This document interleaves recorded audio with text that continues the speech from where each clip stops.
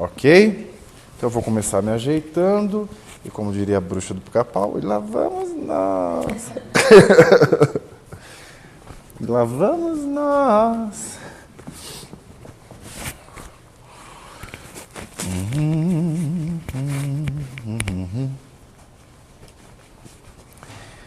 Olá.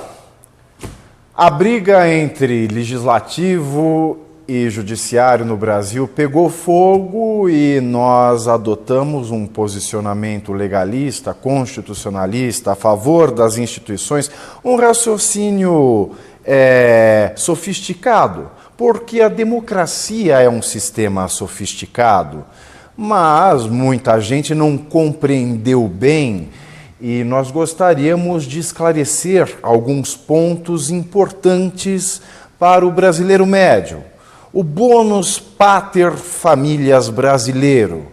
E, para tanto, nós convidamos expoentes intelectuais para que fizessem as suas perguntas e nós pudéssemos esclarecer por que andou mal o ministro Marco Aurélio do STF ao exarar a decisão liminar de tirar Renan Calheiros, que nós queremos fora da presidência do Senado Federal. Pavinato, por que o Legislativo não recorreu ao invés de acatar a decisão do ministro Marco Aurélio? O senador Ronaldo Caiado, ele no seu pronunciamento ontem contra a posição da mesa, que não aceitou o afastamento do Renan Calheiros, ele disse que como cidadão, como médico que é, não como jurista, ele sempre entendeu que decisão judicial se acata e que o certo a se fazer quando não se concorda ou quando se reconhece alguma coisa de errado nessa decisão, o caminho é o recurso. Permitam-me discordar desse ponto de vista, que é um argumento válido na discussão. O artigo 5º da Constituição Federal, o famoso artigo 5º, o artigo dos direitos e garantias fundamentais. O artigo 5º da Constituição, em seu inciso 2º, ele diz o seguinte, vamos ler? Vamos ler. Gente, é só colocar no Google Constituição Federal e você vai achar. E é fácil se você sabe ler. O artigo 5º, no inciso 2º, ele diz o seguinte, ninguém será obrigado a fazer ou deixar de fazer alguma coisa, senão em virtude de lei. Senão em virtude de lei. Em virtude de lei. E não em virtude de sentença judicial. E mais, o artigo 5º da Lei de Arguição de Descumprimento de Preceito Fundamental, ele fala o seguinte, vamos ler? Vamos. O Supremo Tribunal Federal, por decisão da maioria absoluta, frisamos, da maioria absoluta dos seus membros, poderá deferir pedido de medida liminar na arguição de descumprimento de preceito fundamental, que é a ação que foi usada para se tirar o Renan Calheiros de onde ele está.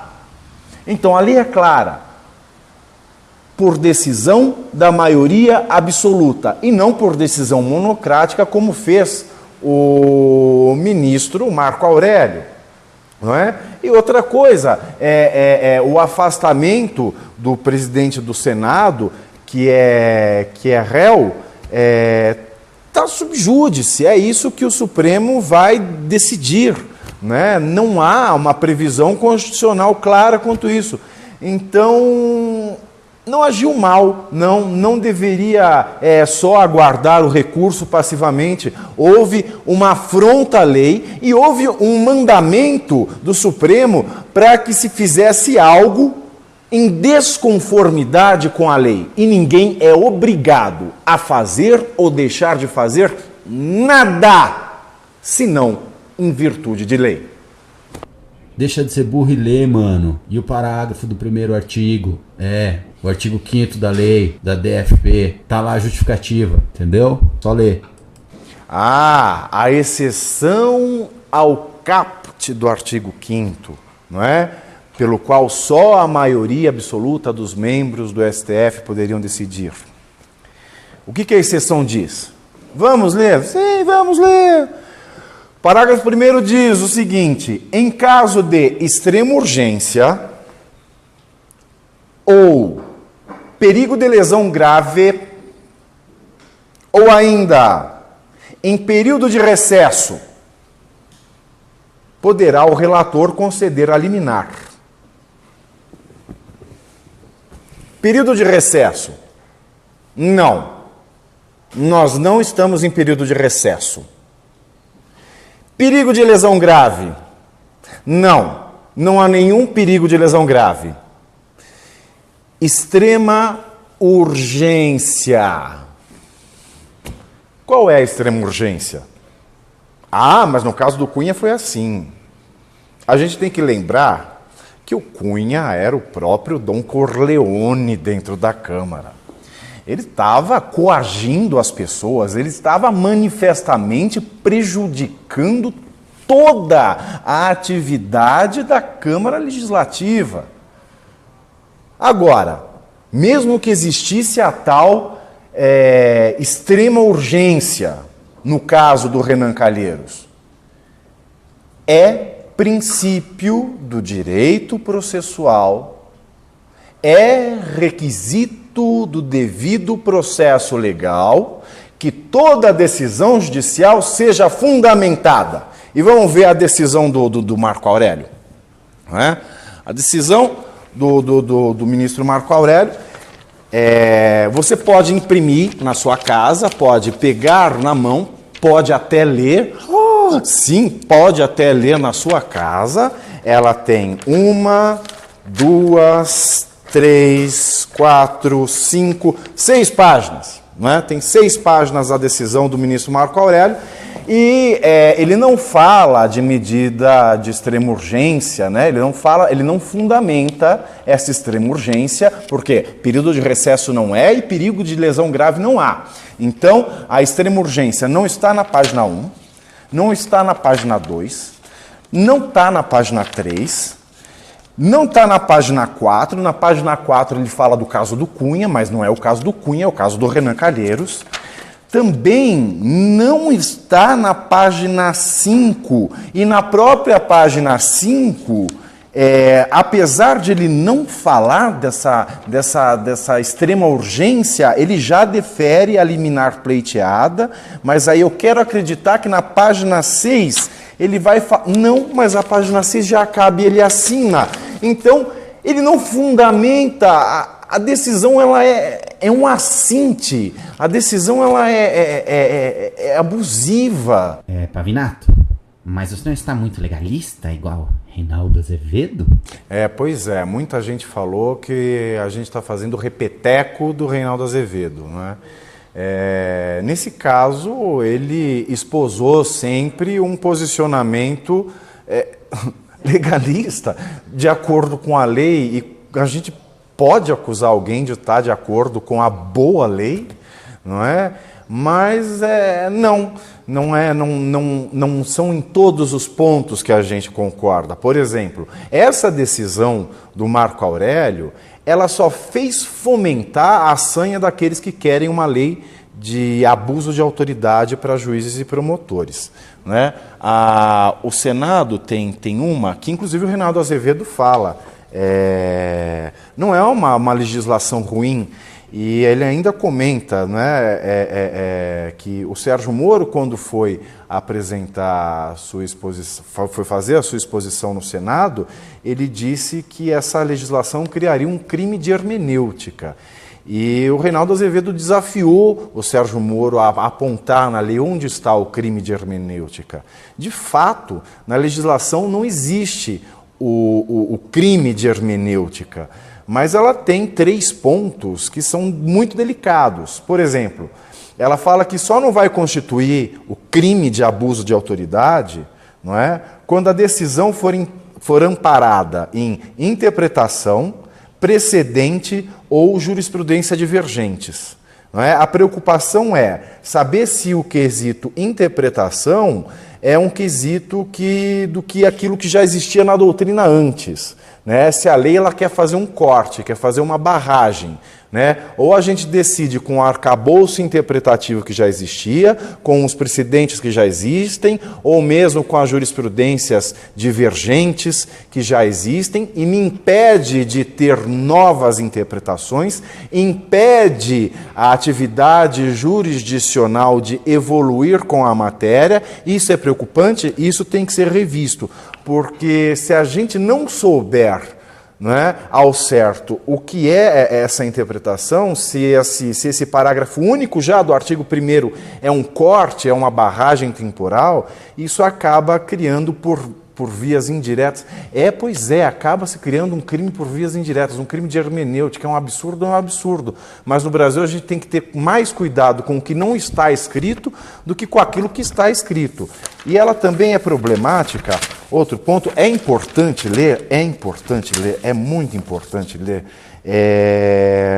O artigo 13, não é um número fabuloso, 13. O artigo 13 que diz, né, que é crime constranger o preso ou detento, reduzindo a sua capacidade de resistência a produzir prova contra si mesmo ou contra terceiros.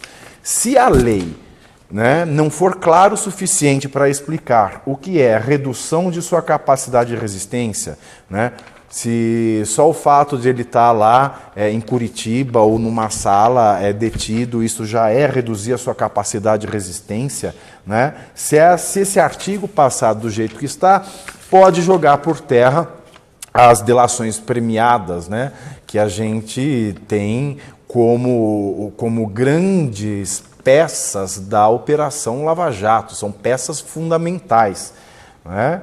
Então, esse artigo 13 também tem que ser revisto, porque pode acabar com a delação premiada no Brasil. E mais um ponto, não é uma lei muito complicada, né? Quando ela diz que decretar, no artigo 39, decretar em processo judicial a indisponibilidade de ativos financeiros em quantia que extrapole exacerbadamente o valor estimado para a satisfação da dívida da parte. Isso é complicado. Por exemplo, no meu entender, humilde, o decreto de indisponibilidade de bens, né, ele não poderia exceder o suficiente para a subsistência da parte e não para a satisfação das suas dívidas. Por exemplo, o Zé Dirceu, né, faz lá o leasing de um jatinho último modelo, não é? A satisfação da dívida dele, ninguém precisa fazer grande esforço mental para saber qual é. Então, quer dizer, eu não posso indispor os bens que exacerbem as dívidas, mas eu tenho um leasing de avião, então eu ainda vou ter muito dinheiro, porque é uma dívida. Então, a questão aqui é de subsistência e não de satisfação da dívida da parte envolvida. Tirando esses 3 pontos, né, de uma lei de 47 artigos, ela não é muito problemática de fato. A mais problemática é a questão do abuso de autoridade nas 10 medidas anticorrupção. Mais complicado são os crimes de abuso de autoridade nas 10 medidas do pacote anticorrupção, né? Igual na época da ditadura militar, que se valia de preceitos vagos, como o preceito de ordem pública para justificar todas as barbaridades, essa lei, com preceitos vagos, consegue colocar uma arma na cabeça de juízes promotores. Como quando diz que constitui crime de abuso de autoridade atuar com motivação político-partidária. Não é? É muito difícil você definir qual é a motivação. Ou proceder de modo incompatível com a honra, dignidade e decoro de suas funções, né? Que é coisa mais antiquada do que essa. Ou essa aqui que é ainda pior, expressar por qualquer meio de comunicação opinião sobre processo pendente de julgamento, seu ou de outrem, ou juízo depreciativo sobre despachos, votos ou sentenças de órgãos judiciais, ressalvada a crítica nos autos e em obras técnicas ou no exercício do magistério. né? Isso é muito complicado. Esse é o grande cala-boca, né? E o pior ainda, no exercício do magistério, quando eu sou um juiz, vou dar uma palestra, e essa palestra é considerada exercício do magistério, se eu não sou professor, se eu não exerço nenhuma cátedra em nenhuma universidade, nem na escolinha do professor Raimundo, né? Ou eu estou dando uma palestra ou mesmo uma aula, tem um jornalista gravando e faz uma matéria em cima daquilo. Então isso é um perigo. E ser patentemente desidioso no cumprimento de suas atribuições, proceder de modo incompatível com a dignidade, o decoro do cargo, e por aí vai. É uma lei com conceitos muito vagos, e essa sim é uma lei com grande potencial destrutivo à Operação Lava Jato.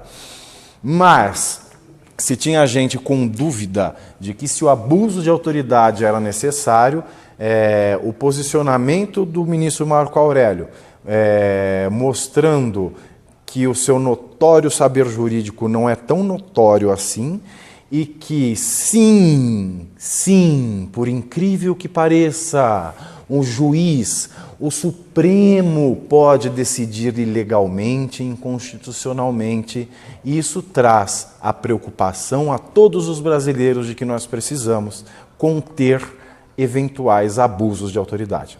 Mas o ministro Marco Aurélio não deveria ser punido? Se o Marco Aurélio deveria ser punido? Bom, o Gilmar Mendes ele diz que sim.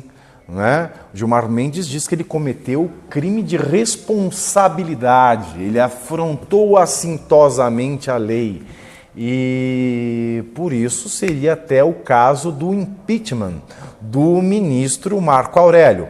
Mas tem ministro que defenda a decisão do Marco Aurélio e ataque o Senado como tendo praticado um ato de desobediência, não é, passível de prisão. Né? Quem o defende é o ministro Barroso, não é? O ministro que sabe quando começa a vida intrauterina e que determina em que mês pode haver aborto ou não. Né? Então a gente tem quem defenda o Marco Aurélio e a gente tem quem condene o Marco Aurélio dentro do próprio Supremo Tribunal Federal. Na nossa opinião, sim, ele foi autoritário, mas não existe ainda o crime de abuso de autoridade para juízes. Né? Então eu prefiro pensar que sim, ele cometeu um crime de responsabilidade. Mas se o legislativo desobedece o judiciário, qualquer um pode não obedecer ao invés de recorrer, não? Essa é uma questão muito interessante. O legislativo é um poder da República. A República ela tem 3 poderes: executivo, legislativo e judiciário. São poderes independentes e, teoricamente, são poderes que não se sobrepõem um ao outro. Então, a relação entre um poder e o indivíduo, entre o judiciário e eu, né, o indivíduo, é diferente da relação entre um poder e um poder. Há uma relação paritária, é uma relação alátere, não é? Não é uma relação vertical, né, onde eu tenho um Estado com o monopólio da força e o indivíduo. São 2 poderes. Então é uma relação poder-poder e não poder-indivíduo. Né? Então isso já diferencia a questão de se o Senado fez isso, qualquer pessoa pode fazer. Não é bem assim. O judiciário não pode achar que é o poder moderador, não é aquele poder que existia no Brasil Império, que é o poder dos poderes, o poder que pode dar a cartada final, que é aquele que aponta o erro nos outros poderes. Ele tem feito muito isso. E por conta disso, a gente começou a ouvir muito sobre o ativismo judicial no Brasil. Mas o STF não é o poder moderador brasileiro, o poder moderador não existe e a relação poder-poder, legislativo, judiciário, não é a mesma relação de judiciário-indivíduo. É muito diferente.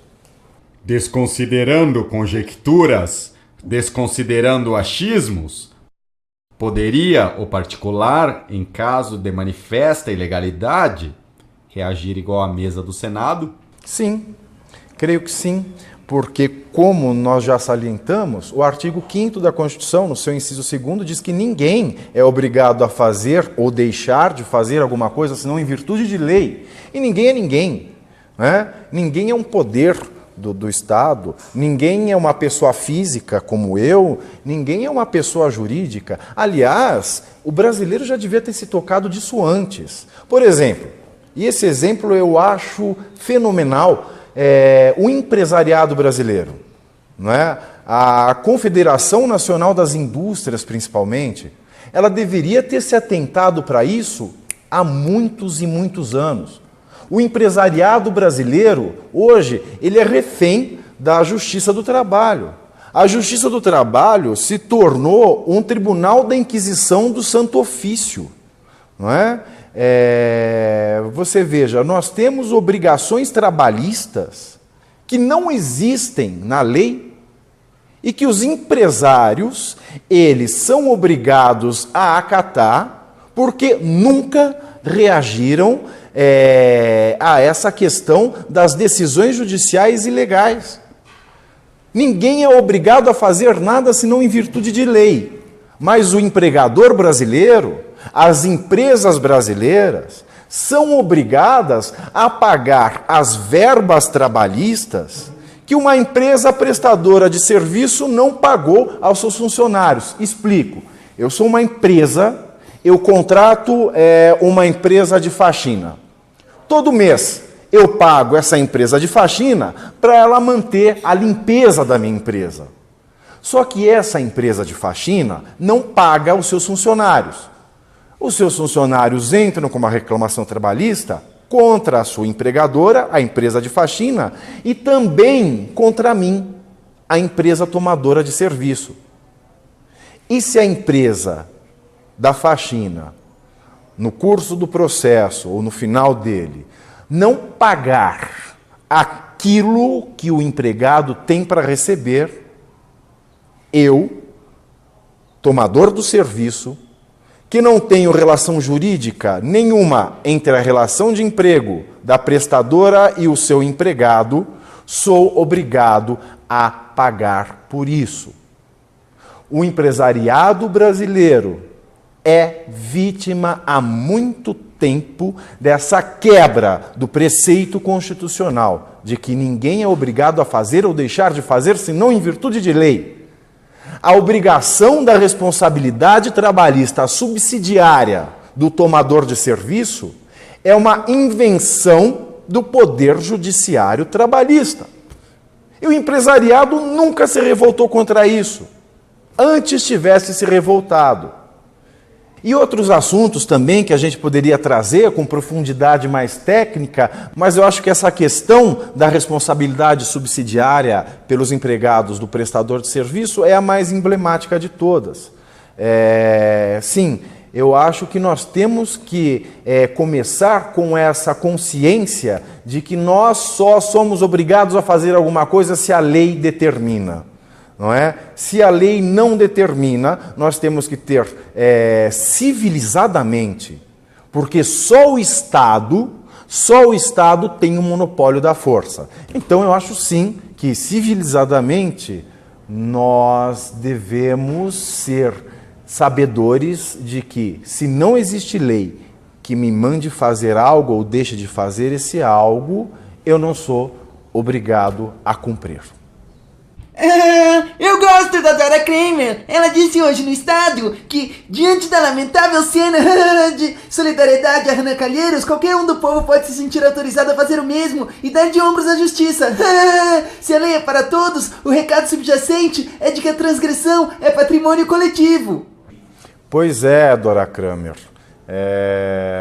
Eu até gostava das opiniões dela, mas, de fato, você bem o disse, a lei é patrimônio coletivo. A lei é patrimônio de todos. A lei deve estar acima de todos, inclusive do senhor Marco Aurélio, inclusive do Supremo Tribunal Federal. E sim, Dora Kramer, a Constituição, repito, ela só diz que somos obrigados a fazer ou deixar de fazer algo em virtude de lei e não em virtude de decisão judicial. E mais uma coisa, também já dissemos, a relação em Brasília, a relação nessa pendenga toda é entre poderes e não entre um poder e um indivíduo. Mas isso não quer dizer que o indivíduo, na mesma situação, ele seja obrigado a fazer ou deixar de fazer algo somente pela decisão judicial. Quando a Constituição me protege de coisa desse tipo. Quando a Constituição diz que eu só posso agir de uma determinada maneira, que eu sou obrigado a agir de uma determinada maneira ou deixar de agir dessa maneira, se for em virtude de lei. Mas a Dora Kramer também falou que, se o plenário corroborar com a posição do Marco Aurélio, os parlamentares que pretendem fazer o quê? Fundar a República da Senatoria Aquarelada sobre o tapete azul. Eu acho que a Dora Kramer está perdendo a capacidade de fazer as sinapses binárias, né? Se o artigo 5º da Lei de Arguição de Descumprimento de Preceito Fundamental diz que é o plenário quem toma a decisão, se o plenário tomar a decisão de afastar, a decisão está correta, porque foi o plenário que tomou. Foi a maioria absoluta da casa quem tomou, quem decidiu assim. Então, a questão é, se o plenário decidir assim, decidiu de maneira correta, decidiu conforme a lei, e era o que deveria ter acontecido. Essa colocação é esdrúxula. Às vezes eu fico meio ressabiado, sabe, de ter começado a falar de política, porque as pessoas são muito agressivas, né? Ninguém aceita muito esse lance de contraditório. Queria mesmo ter sido igual o Costinha, chegar e fazer todo mundo rir, e fazer...